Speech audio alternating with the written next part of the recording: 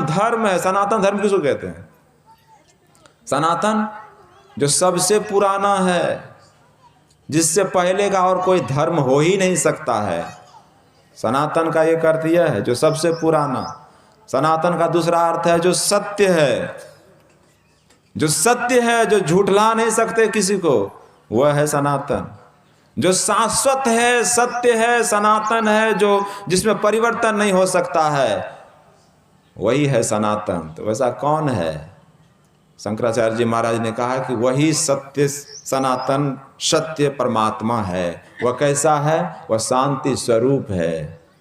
उसी को प्राप्त करने के लिए हम आप जीवात्मा को मानव तन परमात्मा ने दिया है। और यही शंकराचार्य जी महाराज इस धरा पर आए, भगवान शिव शंकराचार्य बन करके, और 16 साल की उम्र में ही उन्होंने इतना शास्त्रार्थ करके सबको, सभी धर्मों को तोड़ मरोड़ करके हटा दिए, छोड़ दिए, तोड़ दिए, और क्या किए? सनातन धर्म को स्थापित करके चले गए। सनातन धर्म का सिद्धांत क्या है? क्या सिद्धांत है? जिस समय शंकराचार्य जी महाराज हुए, श्रीमद आदि शंकराचार्य जी महाराज, उस समय ये सनातन धर्म में बहुत विकृति हो चुका था। कोई कहता था कि दो है, एक तो जीवात्मा है, दूसरा परमात्मा है। कोई कहा नहीं, तीन है, एक दुनिया है, एक जीव है, और एक भगवान है, ईश्वर है। इसी तरह से बहुतों ने बहुत तरह से मतांतर चलाया। कोई कहा द्वैतवाद, कोई कहा त्रैतवाद, कोई कहा विशिष्टाद्वैत, कोई कहा शुद्धाद्वैत, कोई कहा त्रेत। इस तरह से चलाते चलाते 5-6 पंथ बना दिए थे सबों ने। इतना सब पंथ मत को काटते, खंडन करते, सबको हराते हराते अंत में भगवान शंकराचार्य जी महाराज ने कहा कि नहीं, यह जीवात्मा उस परमात्मा का अभिन्न अंश है, तनिक भी अंतर नहीं है, अभेद है, यह भेद नहीं है कुछ। इस अभेदता को मिटाना है, यही मानव का धर्म है, यही सनातन धर्म है। इसी को अद्वैत सिद्धांत कहते हैं। तो श्रीमद आदि शंकराचार्य ने क्या बताया? कहा अद्वैत सिद्धांत का प्रचार किया। एक ब्रह्मा के ही अवतार माने जाते थे, उसका नाम था मंडन मिश्र। मंडन मिश्र ने भी इसी तरह से द्वैतवाद चला रखा था। तो मंडन मिश्र के पास भी शास्त्रार्थ करने चले गए शंकराचार्य जी महाराज, और शास्त्रार्थ करके उनको कहा, ये तो 16 साल के हैं शंकराचार्य जी महाराज, और वह तो 60 साल के बूढ़े बुजुर्ग हैं, और इतने बड़े विद्वान थे। मंडन मिश्र इतने बड़े विद्वान थे कि उसके पास के आसपास के जितने तोता मैना था ना, कौवा सुग्गा, सब संस्कृत में श्लोक झाड़ते थे, इतने विद्वान थे। जब मंडन मिश्र के पास शंकराचार्य जी महाराज गए थे तो कहा, कहाँ जा रहे हो? बोला, हम आपसे शास्त्रार्थ करने के लिए आए हैं। शास्त्रार्थ करोगे? तुम 16 साल का नवयुवक, हम वृद्ध से, इतने बड़े विद्वान से शास्त्रार्थ करने आया है ये? पहले तो हंसे, फिर बोले आओ अंदर आओ। दोनों में बातचीत हुई। बोला, शास्त्रार्थ तो करोगे, लेकिन निर्णय कौन देगा? तो उनकी जो पत्नी थी मंडन मिश्र का, उसको सरस्वती का अवतार मानते थे, और उस मंडन मिश्र की पत्नी उभय भारती शास्त्रार्थ में, दोनों में शास्त्रार्थ चलने लगा तो दोनों के गले में एक एक माला पहना दिया। जो हारेगा उसका माला कुम्हला जाएगा। सुबह से शाम तक चलते रहा शास्त्रार्थ। 1 दिन नहीं, 2 दिन नहीं, 18 दिनों तक चला। 18वें दिन मंडन मिश्र हार गए। 18 दिन में मंडन मिश्र हार गए। और जब हार गए तब उभय भारती कहते हैं शंकराचार्य से कि आप जीत गए, लेकिन आप आधे जीते हैं, अभी हमको हराइएगा तब ना। तो उभय भारती ने भी कुछ प्रश्न कर दिया शंकराचार्य से। उस प्रश्न का जवाब देते हुए नहीं बना, तो बोला समय ले लीजिए। 1 महीने का समय लिया, और 1 महीना का समय लेकर के शंकराचार्य जी महाराज गए। फिर वापस जब आए जवाब देने के लिए तो कहा कि आप जीत गए। तो उसी समय वह मंडन मिश्र इनके शिष्य बन गए शंकराचार्य के। वही प्रथम शंकराचार्य, द्वितीय शंकराचार्य श्री सुरेश्वरानंद जी महाराज बने। तो इस तरह से उन्होंने, शंकराचार्य ने सबको काटते छांटते समझाते बुझाते हुए कि कहा नहीं, द्वैत नहीं, त्रेत नहीं, कुछ नहीं, एकमात्र अद्वैत। ये अद्वैतता क्या है? जब यह जीव से जीवत्व दशा मिट जाएगा तब यह द्वैतता मिट जाएगी। जैसे द्वैतता मिटा अद्वैत हो जाएंगे। तो ये अद्वैतता आएगी कैसे? द्वैतता मिटेगा कैसे? इसी का प्रचार हमारे गुरु महाराज करते हैं। यही द्वैत को मिटाने का प्रचार, अद्वैत सिद्धांत जो श्रीमद आदि शंकराचार्य जी महाराज करके गए हैं, वही प्रचार। प्रभु से हो गई एकता, फिर द्वैतता नहीं कुछ रहेगी। अस मनन दृढ़ चाहिए, ऐसा विचार करना चाहिए। मनन मतलब विचार करना चाहिए। कैसा? ऐसे जीव आत्मा पर जीवत्व का, आत्मा पर जीवत्व का दशा हो गया है, जीवत्व दशा में आ गया है आत्मा। कैसे आ गया? किसी ने ला दिया? पहले जीव की उत्पत्ति कैसे हो गई? ये जीव बन कैसे गया? आया कहां से? इस पर भी विचार करिएगा तब ना। जो मननशील, जो मनुष्य लोग होते हैं ना, वही इस पर विचार करते हैं कि जीव बन करके कैसे आ गया यहां धरती पर। हम लोग जीव कहां से आ गए? और जीव क्या शरीर है? जीव क्या शरीर है?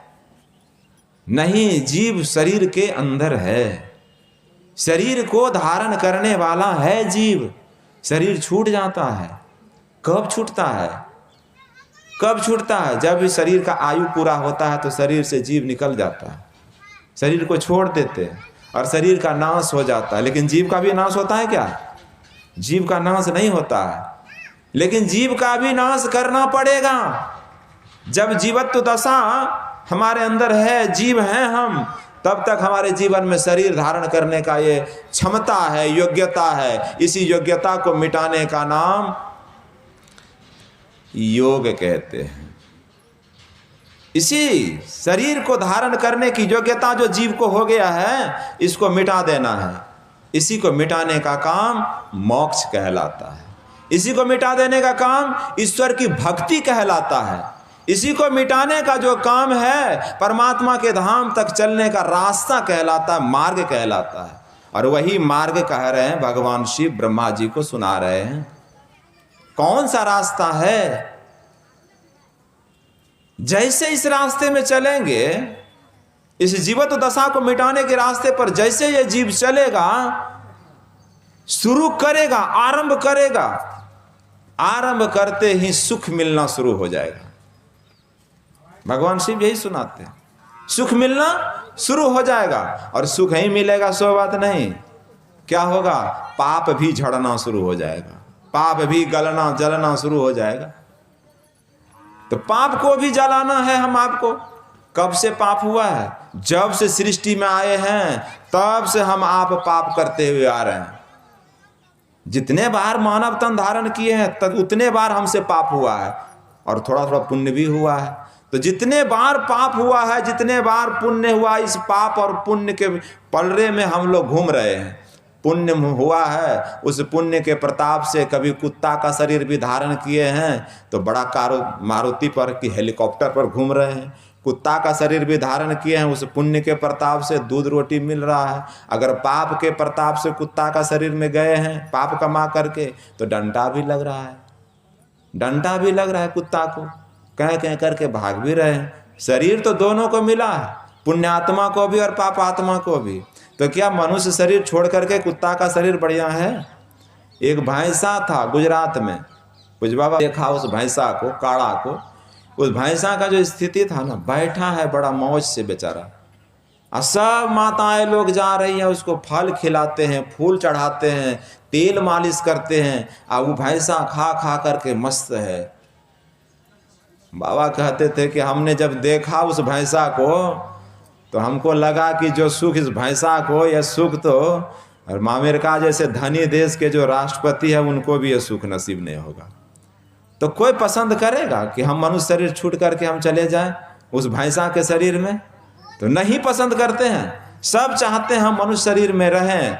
तो मनुष्य शरीर में रहें तो मनुष्य शरीर को बचाना है, तो बचाने का कोई जुक्ति है, कोई रास्ता है, कोई कला है? तो कहेंगे हम शिव चर्चा करेंगे, खूब भजन गाएंगे, अब वक्त लगेगा तो मांस भी खा लेंगे, मदिरा भी पी लेंगे। ऐसा ही कहते हैं लोग, मांसो खाओ मदिरा पियो। एक आदमी हमको बोले थे, हमारे को बड़े पिताजी लगेंगे, वो कहे कि हम जिस मर्त से जुड़े हुए ना उसमें कहा गया है कि मांस मछली मदिरा जो तुमको खाना पीना सब खाओ पियो, लेकिन कम से कम 5 बार 11 बार तुम भगवान का नाम ले लेना, भगवान का धीरे धीरे अपने छूटेगा। तो ये बतकड़ी से काम नहीं चलेगा। अगर भगवान शिव को मानते हैं तो भगवान शिव की बात को भी मानिए।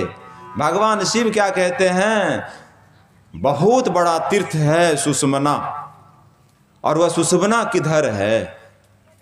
सुषुम्ना परम तीर्थम, सुषुम्नैव परम जपः, सुषुम्नैव परम ध्यानम। सुषुम्ना ही परम तीर्थ है, सुषुम्ना ही परम जप है। जो हम लोग जपते हैं ना ओम नमः शिवाय, ये परम जप नहीं है। हाँ जप है, जप कर सकते हैं, लेकिन परम जप नहीं है। सुषुम्ना परम जप है।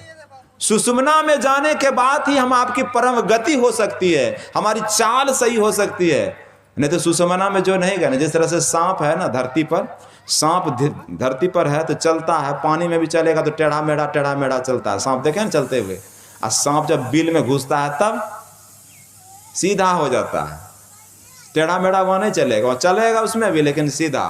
उसी तरह से जब हम आप बाहर का नाम जप करते करते अंदर के इस सुषुम्ना में जब प्रवेश करेंगे ना, जब सुषुम्ना में प्रवेश करेगा यह मन, तो यह मन सीधा हो जाएगा।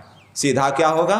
तब इस मन पर से जो हमारे अंदर में वृत्ति जग गई है कि मांसो खाओ मदिरा पियो, ये सब ज्ञान हो जाएगा कि नहीं, मांस खाने की वस्तु नहीं है, हमें शराब पीने की वस्तु नहीं है, झूठ नहीं बोलना चाहिए, चोरी नहीं करना चाहिए, किसी प्रकार का नशा हिंसा नहीं करना चाहिए। ये बोध हो जाएगा। कब? जब सुषुम्ना में प्रवेश करेंगे तब पूरा बोध हो जाएगा। तो सुषुम्ना में प्रवेश करने की युक्ति कला कौन बताएगा? ये है किधर? तो भगवान शिव बता रहे हैं ब्रह्मा जी को। हम तो भगवान शिव को मानते हैं, लेकिन भगवान शिव की बात को नहीं मानेंगे चाहे जो हो जाए। भगवान शिव को तो हम मानते हैं। कब मानते हैं? सावन में 1 महीना तक लहसुन प्याज तक नहीं खाएंगे, बस 1 महीना। सोमवार के दिन हम मांस मछली नहीं खाएंगे, लहसुन प्याज नहीं खाएंगे, बस 1 दिन, सप्ताह में 1 दिन नहीं खाएंगे। तो फिर सोमवार के दिन एक बात हम लोग गौर करिए, विचार करिए, जब सावन महीना भगवान शिव का महीना है, सोमवारी भगवान शिव का दिन है, तो उस दिन हम क्यों नहीं खाते हैं? जब भगवान शिव मांस मछली मदिरा गंजा दारू पीने वाले हैं, तो उसी दिन हमको खाना पीना चाहिए। उस दिन छोड़ क्यों देते हैं? एकदम स्पष्ट आप हम सब बता रहे हैं, जान रहे हैं कि नहीं, भगवान शिव का दिन है, आज पूजा का दिन है, ये खाने पीने का वस्तु नहीं है। भगवान शिव हमें सिखा रहा है कि भगवान शिव का पूजा करने का दिन है, आज मांस मदिरा खाने पीने का दिन नहीं है। ये सावन भर भगवान शिव का महीना है, इसीलिए भगवान शिव के महीना में मांस मदिरा इत्यादि खाने का दिन नहीं है। तो भगवान शिव तो इतना उच्च कोटि के सत्संगी थे, वो सुना रहे हैं, संत थे, अब बता रहे हैं कि नहीं देखो, मेरा सावन का महीना, इस महीने में आपको मांस मदिरा नहीं खाना चाहिए। तो भगवान शिव बिल्कुल सुना रहे हैं, समझा रहे हैं। क्या सुना समझा रहे हैं? कि मांस मछली मनुष्य को नहीं खाना चाहिए, झूठ नहीं बोलना चाहिए, चोरी नशा हिंसा व्यभिचार इस पंच पाप से बच करके रहना चाहिए, और सुषुम्ना ध्यान करना चाहिए। सुषुम्ना में ध्यान करना चाहिए, यह परम तीर्थ है। सुषुम्ना परम तीर्थ है। इस तीर्थ में जो डुबकी लगाते हैं ना, जो डुबकी लगाते हैं, वह सब पापों से ऊपर उड़ जाते हैं, सारे पापों को नाश कर देते हैं। गुरु माने हैं, हमने सुषुम्ना में डुबकी लगा लिया। हमारे आराध्य देव कहते हैं, मैंने सुषुम्ना में डुबकी लगाया। किसके माध्यम से? इस मन के माध्यम से नहीं। इस मन को, मन किसको कहते हैं? मन कहते हैं जब मेरा मन इंद्रियों के साथ में फंसा हुआ है तो इसको मन कहते हैं। इसको पिंडी मन कहते हैं। यही मन जब मन के शरीर, इंद्रियों और शरीरों का संग छोड़ेगा और छोड़ करके जब चलेगा परमात्मा के तरफ, सुषुम्ना में प्रवेश करने के लिए चलेगा, इसको ब्रह्मांडी मन कहते हैं, और यही सूरत कहलाता है। यही मन है, उलट गया, अब पिंडी नहीं रहा, ये इंद्रियों के घाटों में नहीं रहा, सूरत बन गया। यही सूरत चला किधर? प्रभु से मिलने के लिए। सूरत चला प्रभु मिलन को, कैसे? विषयों से मुख मोड़ी कर। ये इंद्रियों के घाटों से मुख को मोड़ करके चला सूरत प्रभु के तरफ। सूरती दरस करन को जाती, तकती तीसर तिल खिड़की। तीसर तिल खिड़की यही है सुषुम्ना। तीसर तिल खिड़की सुषुम्ना है। उस सुषुम्ना में प्रवेश करना ही तीसर तिल खिड़की में प्रवेश करना है। तीसर तिल खिड़की में प्रवेश करना से क्या होगा? तो कबीर साहब की वाणी में सुने हैं, अपने घट दिया ना बार रे, दिया बलेगा, प्रकाश हो जाएगा। जैसे प्रकाश होगा, अंधकार मिट जाएगा, तो अंधकार के मिटते ही अज्ञानता समाप्त। अज्ञानता समाप्त। अज्ञानता मिटते ही हमारे अंदर में ज्ञान उदय हो जाएगा।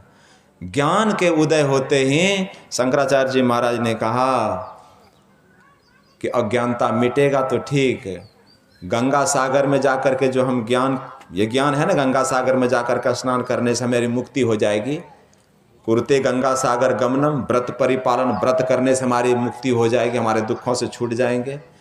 कुरुते गंगा सागर गमनम, व्रत परिपालन, मथुआ दानम, दान देने से हमारा कल्याण होगा।